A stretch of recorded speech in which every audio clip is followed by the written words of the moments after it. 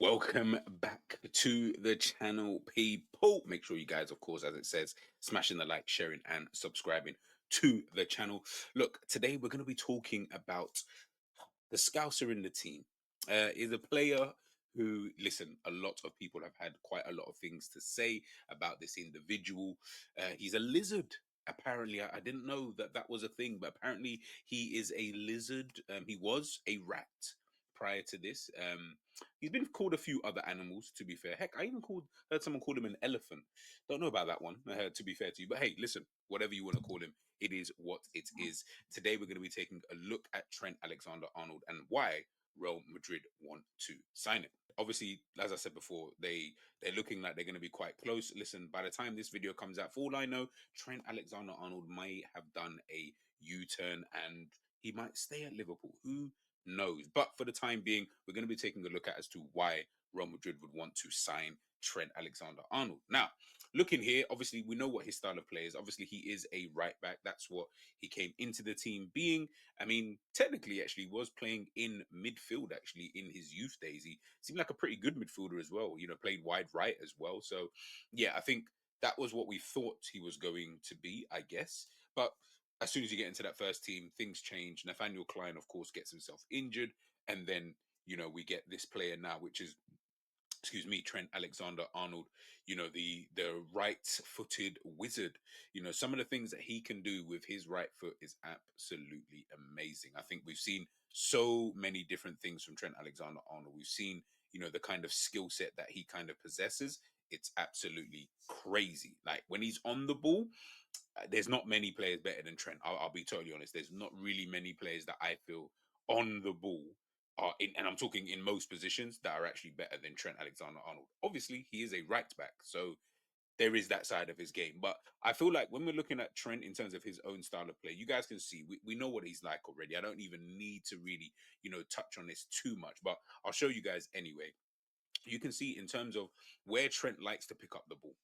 He's someone who, that right hand side, but would we say it's a bit like a, you can call it a rectangle, I guess, for the sake of it. But where he is right now, as you guys can see on your screen, in terms of where he is in terms of here towards the goal, that's exactly the area that he wants to be. Not too infield when he wants to cross the ball anyway, but he likes that area because usually that area will have a bit of space for him, and then he can obviously whip balls, of course, into the box. Now, recently, what we have been seeing from Trent Alexander-Arnold is he's been coming more infield. Now, we saw it towards the back end of the 22-23 season, I believe. I think Liverpool finished fifth in that same season. And those last about 10 games, he moved more centrally, started picking up the ball in really, really good areas, and we saw a better version of Trent. We saw what he can do when he is being given the responsibility of being not only the chief creator, but someone who is tasked with getting the team going forward in the middle of the park, not just from the wing area, because obviously when he was out there, of course, on in that right back area, Liverpool had Fabinho, they had Henderson, they had Wijnaldum, James Milner. They had these players in the middle who would do the work, shall we say, in the middle of the park, but the creativity was coming from the wide areas. Now, in that period of time anyway, we started to see that Trent was creating from the middle now. He's playing these through balls, playing passes in behind, and he was really affecting the game from that middle of the park. And you guys can obviously see here, like, how things have kind of changed in terms of, his passes per 90 minutes, his accuracy, and all these kind of things over the last, like, few years. Obviously, hit a real peak, in the 2021 season. And the 23-24 season, which was obviously Jurgen Klopp's last season. When we're looking at his passing accuracy, when we look at the long balls as well, you can see last season, I believe that's the most. Nope, no, this season actually, tell a lie. This season is the most passes he's made in terms of long balls. You can see the crosses as well, and I think that's something that I really do look at, is the amount of crosses that he's making now in comparison to before is extremely low. We can see 19-20 crosses per 90 minutes is 10.8. When we look now this season at the bottom, you can see it's 5.3. Again, it's the area of the pitch that Trent Alexander-Arnold is picking up the ball. He's not really getting many crosses, and as well with the way that Arne Slot kind of wants his fullbacks playing, and how where Liverpool they're a bit more reserved in terms of just at times. I mean, Liverpool still concede goals, but I think those goals are more coming from, would I say, mistakes as opposed to getting caught out in transition and things like that. So yeah, when it does come to little things like this, I look at, I mean, switches per 90, the 1920 season, he had 4.2. Now he is currently on 1.6. So again, massive drop off. And again, I just think it's because of what Arne Slot is asking, of Trent Alexander-Arnold. We can see here in terms of his touch map for Liverpool. So this is between 2023-24 to 24-25 season. Again, it's this area of that pitch. You can see on both sides the area that he loves picking up the ball the most, the areas that he likes having, possession of the ball. You can see just behind, literally right behind and in front of that halfway line on that wide right position. It's dropped in terms of maybe just a little bit infield in comparison to last season. Again, the role that Arne Slot is getting him to do is a little bit different, but hey, it is what it is. But this is kind of what we'll see, from Liverpool. And again, this is all I feel one of the, or some of the key reasons as to why Madrid would want someone, like this in their team. And again, it might not be just because of the fact that he can move infield. I mean, if he could, I mean, they can get anybody to kind of do that. It's what he does when he does get infield. I think that is very, very key. When you have a player like this who is a right back and he can go infield, I've seen quite a lot of people mention it's almost like having Tony Cruz in there. And I believe that's exactly what Trent is going there to do. I know a lot of people will speak about his defending. I know that and I understand that. But when I look at the way that Real Madrid play, in terms of their own style of play, I feel that they maybe do require someone like that on that right hand side, but who can also join in the middle. Because when we're looking at Real Madrid in terms of the way that they play, obviously it's a little bit weird because they've obviously got Mbappe, Vinicius Jr., Rodrigo, Jude Bellingham, and that's kind of like a quartet of four in terms of like starters anyway, right? But you even saw it against, Arsenal when, Madrid played Arsenal and, they lost 3-0 away.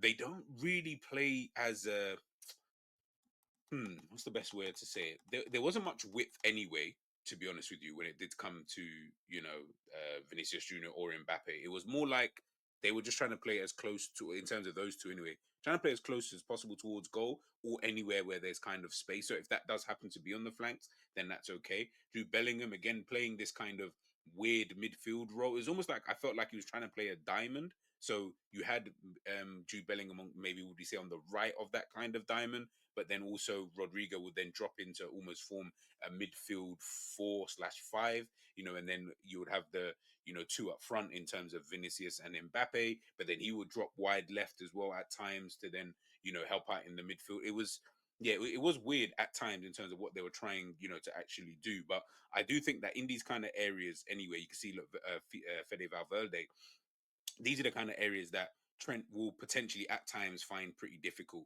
But this is where you also need your centre backs to be smart enough. And this is where you need maybe a centre back in the mold of a Kanate. Hence why Kanate works well with a Trent, someone who's strong, quick, can cover ground very, very well. They're going to need that as that right sided centre back. But I feel like the only reason why they need that is because of this, because you're going to see Trent in these positions right here.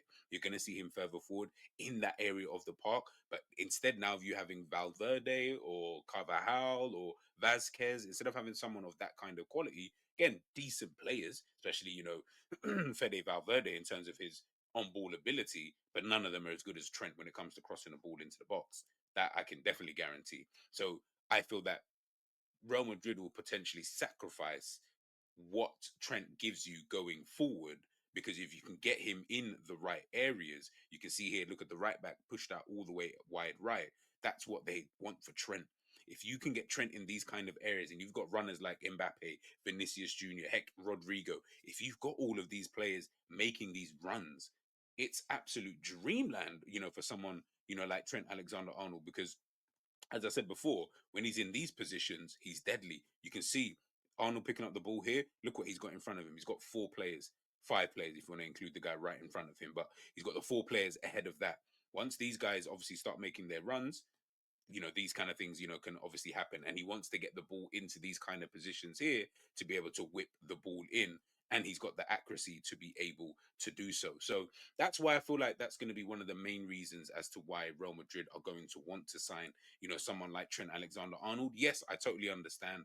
We look at his defending and we think maybe he could be better in 1v1 duels. Yes, I agree. I feel he's maybe improved in that aspect, but yes, he could be a little bit more solid. But you're not signing Trent Alexander-Arnold because of his defensive capabilities. I feel like you're signing him because he's competent enough to be able to play that position. But guess what?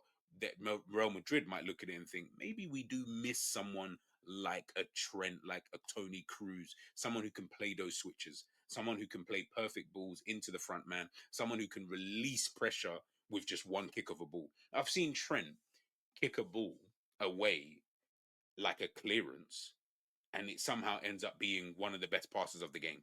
Yeah, that's difficult to find those kind of like the accuracy in order for you to be able to do that is pretty difficult to find. There's not that many players who are able to do that. Trent Alexander-Arnold is one of those kind of players. So again, I can see some of the reasons as to why. Again, I understand from a rival point of view as to why you may look at the situation and think, you know what, I don't really feel like, someone like Trent Alexander Arnold would do well at Real Madrid because of he's going to get skinned by these guys and that guy. I'm like, no, I don't think it's the really, that would be, really the thing, because the reality is if that was the case, then why would they bother even going in for him? They're going in for him because they know that this is an excellent player on the ball, because someone who can take corners, he can take free kicks. I'm not saying he's the best free kick taker in the world. He doesn't score that many, for considering how much he actually takes, but he is good at set pieces. So that is another string to his bow that can be added here.